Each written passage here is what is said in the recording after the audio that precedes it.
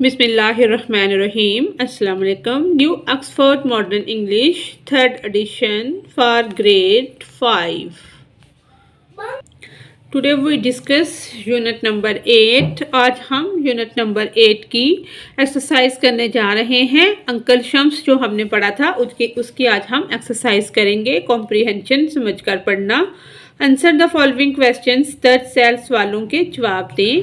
Question A है which words used by Mr and Mrs Malik does the workman misinterpret. How does he react. यानी कि ये इसमें दो क्वेश्चन पूछे गए हैं. एक ये है और एक ये है.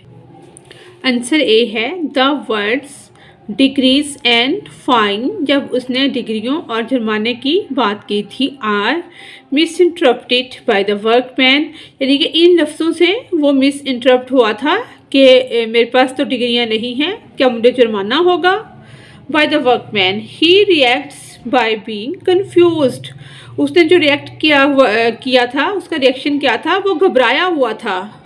बी क्वेश्चन है in what way is uncle Shams a walking disaster zone. What does this means. यानी कि किस सेंस में अंकल शम्स जो हैं वो चलती फिरती तबाही हैं और इसका मतलब क्या है.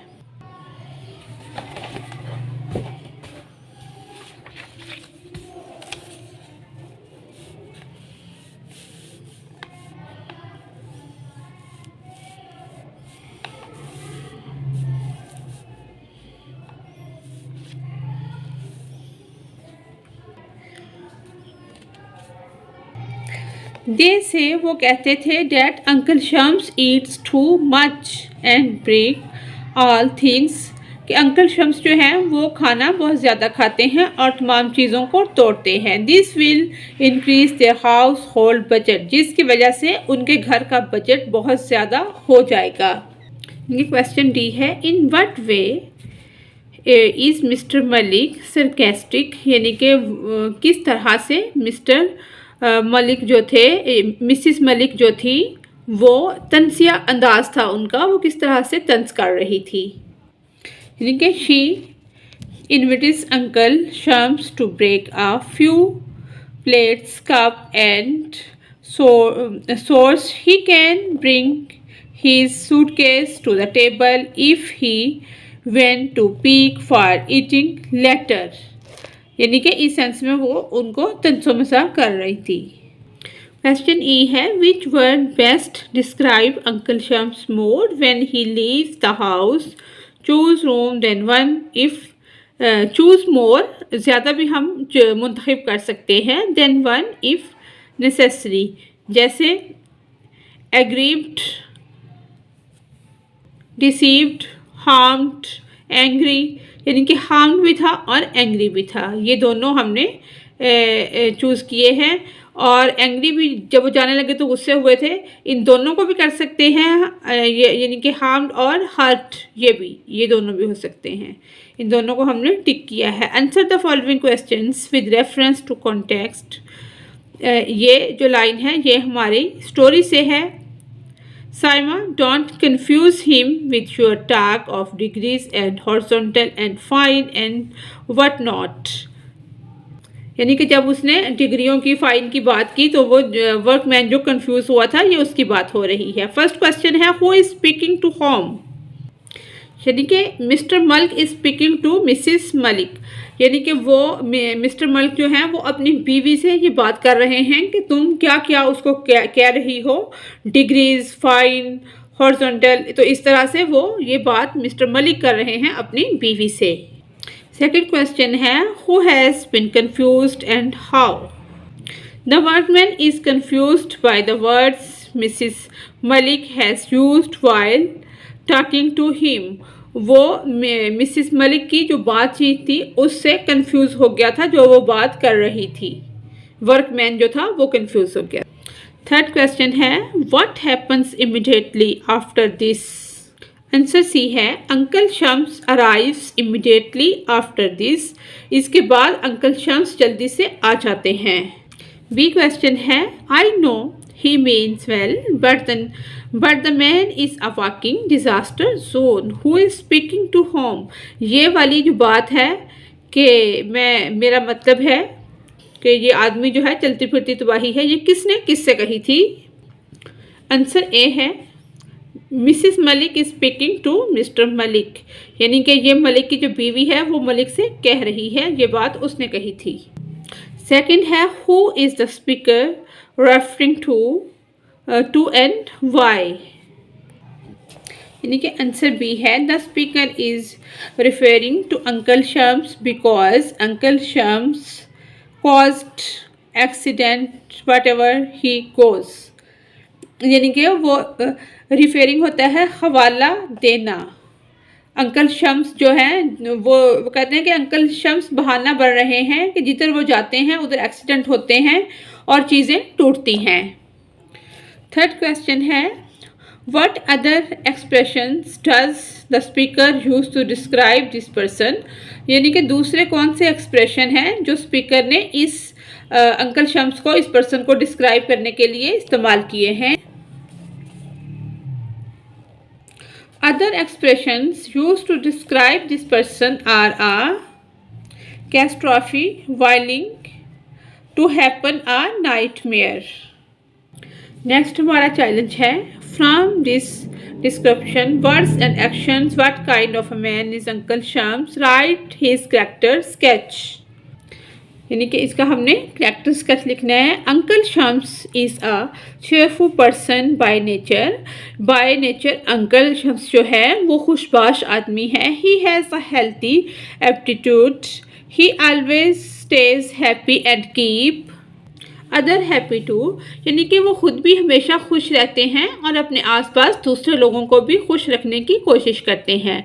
ही वांट्स टू हेल्प एवरीवन, वो हर किसी की मदद करना चाहते हैं। But he is very clumsy, he causes accidents and mishaps, यानी कि वो बहुत ज़्यादा क्लमजी है, वो वजह बनते हैं एक्सीडेंट्स की और मिसहैप्स उनके साथ हो जाते हैं।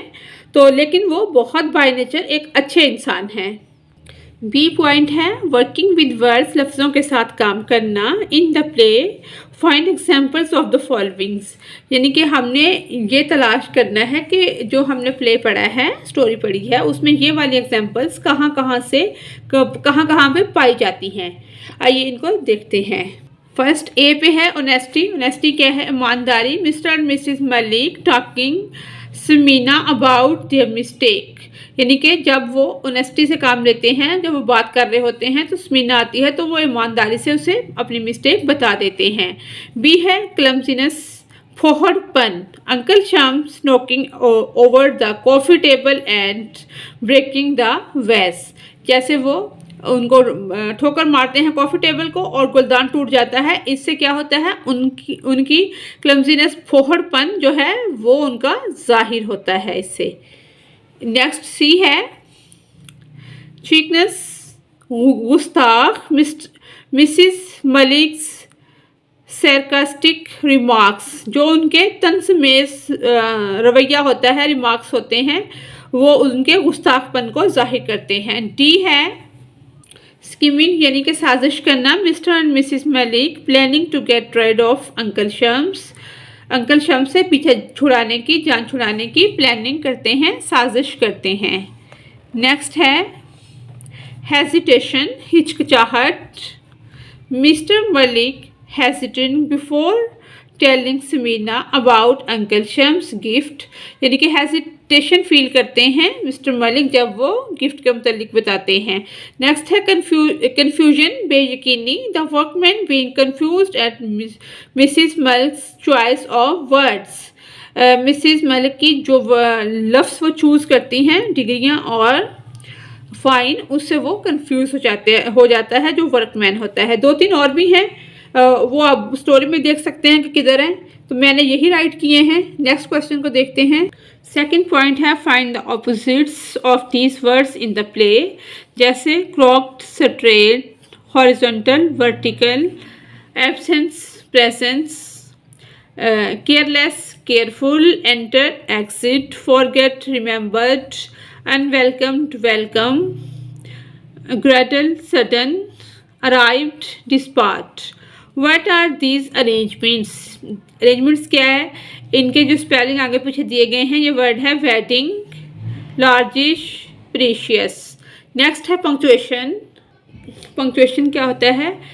ग्रामेटिकली रूल जो होते हैं किसी भी लैंग्वेज के, उनको कहा जाता है punctuation. In a play there is no need to use inverted commas और speech mark to show when a person is speaking. At other times, it is important to use inverted commas. You have learned when to use the following marks of punctuation. Do you remember them all? यानी कि ये वाले हमने याद करने हैं। Full stop कैसे होता है? ऐसे छोटा सा डॉट होता है, उसको कहते हैं फुल स्टॉप। जब कोई बात कंप्लीट हो जाती है तो हम फुल स्टॉप लगाते हैं। द अपोस्ट्रोफ यानी कि किसी की मलकियत जाहिर करने के लिए ये उल्टा कॉमा लगाया जाता है। द कॉमा ऐसे होता है। अभी यानी कि बात करने वाला कुछ बात मज़ीद भी करना चाह रहा है, यानी कि उसकी बात कंप्लीट नहीं हुई तो कॉमा हम लगाते हैं। द एक्सक्लेमेशन मार्क ये इस तरह से होता है। इसका ये होता है कि हम किसी खुशी या गमी या अचानक सडन एक्सप्रेशन के लिए इसको यूज़ करते हैं। द क्वेश्चन मार्क जब हम किसी से कोई सवाल पूछते हैं तो हम क्वेश्चन मार्क यूज़ करते हैं। द हाइफन ये इस तरह की डैश की तरह का एक निशान होता है, ये हम यूज़ करते हैं जैसे हम 25 ये लिखते हैं गिनती वगैरह, तो उसमें यूज़ करते हैं। नेक्स्ट है कॉन्ट्रैक्शंस, यानी कि कॉन्ट्रैक्शन ये हैं। When speaking and informal writing people often use contractions and apostrophe is used, यानी कि apostrophe is used to contractions to show that a letter or some letters are missing. What are the contracted version of the following?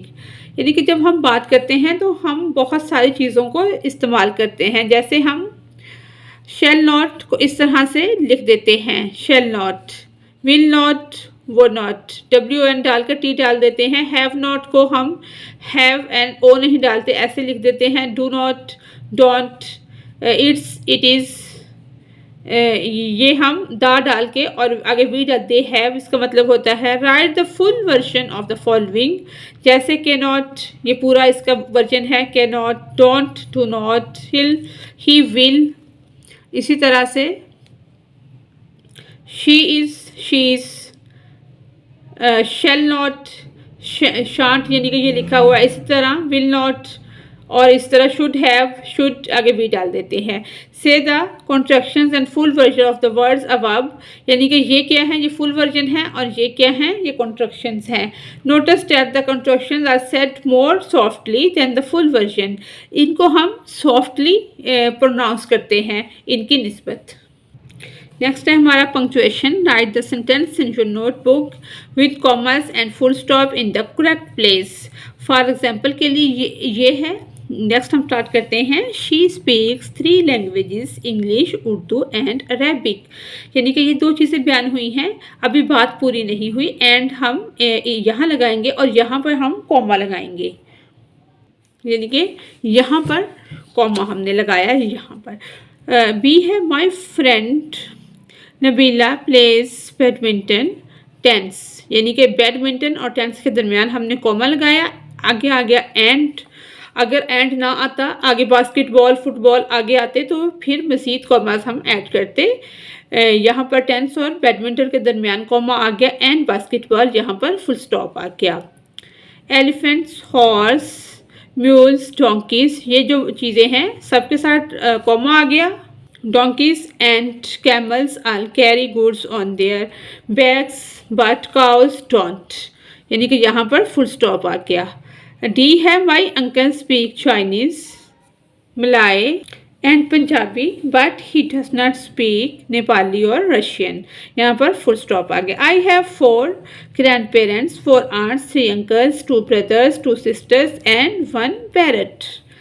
6 है write the following digits in words, make sure to use the hyphen correctly. जैसे मैंने आपको बताया था कि hyphen का use होता है। जैसे हमने 49, ये दरमियान में हाइफन आ गया। ऐसे 55, 62, 34 30 लिखा, हाइफन डाला, छोटा सा डैश है जे, फिर 4 है। सी है लर्निंग अबाउट लैंग्वेज, ज़ुबान के मुतल्लिक सीखना यानी कि grammar. Nouns and verbs, noun और verb. Do you know which nouns are formed from the following verbs? Use a dictionary if you want. यानी कि destroy, destruction, choice, choose, imagine, imagination, arrive, arrival, compare.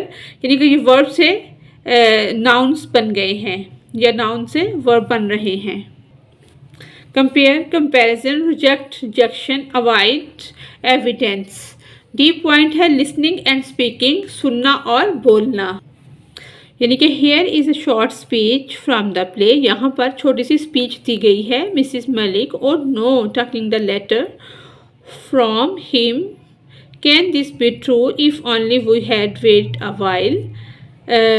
ये next point ये है, now say each part aloud as indicates Mrs. Malik. Oh no, she is shocked by what her husband has just told her. So sound shocked. यानी कि can this be true? She is full of doubt and hope that he is not true. Emphasize at last word. If only we had wait a while. Now she is sad and full of regret. यानी कि अब वो कहती है कि हम कुछ देर इंतज़ार कर लेते कि इस वक्त वो बहुत सैड है और पछता रही है। फुल ऑफ रिग्रेट, रिग्रेट होता है पछतावा। Emphasize if only because this is the part that shows the doubt and regret. Find some other short speeches and try to work out what the speaker is feeling when each sentence is spoken. Act the play out in class. Speak the lines and naturally as possible with expression just as if a real conversation is taking place. यानी कि आपने play को ऐसे act करना है जैसे हम real में कोई डायलॉग बोलते हैं या बात करते हैं। How do we say goodbye, discuss the different ways to you would end the conversation and say goodbye in the situation below. यानी कि कुछ किस सिचुएशन में हम गुड बाय कहते हैं, इसको डिस्कस करने के मुख्तलिफ तरीके हो सकते हैं। तो इस तरह से इन सब पॉइंट्स को सामने रखते हुए हम क्लास में एक प्ले को एक्ट करेंगे जिसमें ऐसे कन्वर्सेशन हम करेंगे जैसे हम रियल लाइफ में करते हैं। नेक्स्ट है कंपोजिशन। कंपोजिशन कहते हैं तहरीर को। ई पॉइंट है choose a simple story with a number of character. हमने एक सिंपल स्टोरी राइट करनी है। Create some new characters if necessary, अगर ज़रूरत पड़े तो उसमें मज़ीद किरदार भी पैदा किए जा सकते हैं। विद अ फ्रेंड और to try to write the dialogue for a short play. Use language that people normally use, इस तरह की हमने लैंग्वेज यूज़ करनी है जैसे लोग नॉर्मल अंदाज में बात करते हैं। Make sure you know where the the scene takes place. Make some notes about the plot that the characters before you start. इसका भी हमने आंसर राइट किया है। इस पूरे को पढ़ लेते हैं, फिर इनके जो आंसर राइट किए हैं वो मैं आपको दिखा देती हूँ। ग्रीटिंग फ्रेंड्स, दोस्तों के साथ मिलना। We greet friends, strangers, adults and childrens in different ways. यानी कि जब हम मुख्तलिफ लोगों से मिलते हैं, दोस्तों से, अजनबियों से, बच्चों से, बड़ों से, तो हमारे मिलने के तरीके मुख्तलिफ होते हैं। How would the following people greet each other appropriately, यानी कि लोग किस तरह मुनासिब तरीके से इन सब लोगों को मिलते हैं। Write short dialogue, use speech bubbles और the format of the play script, यानी कि आपने छोटा सा डायलॉग लिखना है कि लोग किस तरह से मिलते हैं। इसमें ए, बी, सी और डी पॉइंट है। इन चारों पॉइंट्स को सामने रख के हमने नोट्स तैयार कर लिए हैं। आइए उनको देखते हैं। सबसे पहले कंपोजिशन में हमने जो सिंपल स्टोरी थी वो राइट की है, उसको देखते हैं। A crow is sitting on the high branch of a tree. एक कौवा बैठा हुआ था एक ऊंची दरख्त की टहनी पर। He has a piece of cheese in his beak. उसके चोंच में पनीर का एक टुकड़ा था। He is about to eat it. वो उसको खाना चाहता था। There enters a fox. कि वहाँ एक लोमड़ आ जाता है। Looking very hungry. जो कि बहुत भूखा नजर आता है। The fox looks up and see the piece of cheese fox जो है, लोमड़ जो है वो ऊपर देखता है और पनीर के टुकड़े को देखता है। About to be eaten by the crow, जो कि कौवा खा रहा होता है उसकी तरफ देखता है फॉक्स। फॉक्स अब कहती है मे दैट पीस ऑफ चीज़, कि काश वो पीस जो टुकड़ा है उसका पनीर का वो किसी तरह से मुझे मिल जाता, ये वो ख्वाहिश करती है। श्योर लुक्स डिलीशियस, देखने में यकीनन मज़ेदार नज़र आ रहा है। And I am so very hungry, और मुझे बहुत भूख भी लगी हुई है। आई मस्ट हैव इट, यकीनन ये मुझे हासिल कर लेना चाहिए। He goes near the tree and calls up to the crow, वो दरख्त के नीचे जाता है और कौवे को बुलाता है। फॉक्स, हेलो सर, हेलो जनाब, What a fine day to meet a fine gentleman like you. कितना अच्छा दिन है कि तुम्हारे जैसे शरीफ आदमी से मैं मिला हूँ जिसको मैं पसंद करता हूँ। द क्रो लुक्स डाउन, कौवा नीचे देखता है। Sees the fox and put the cheese aside, यानी कि वो नीचे देखता है और पनीर के टुकड़े को एक तरफ रख देता है।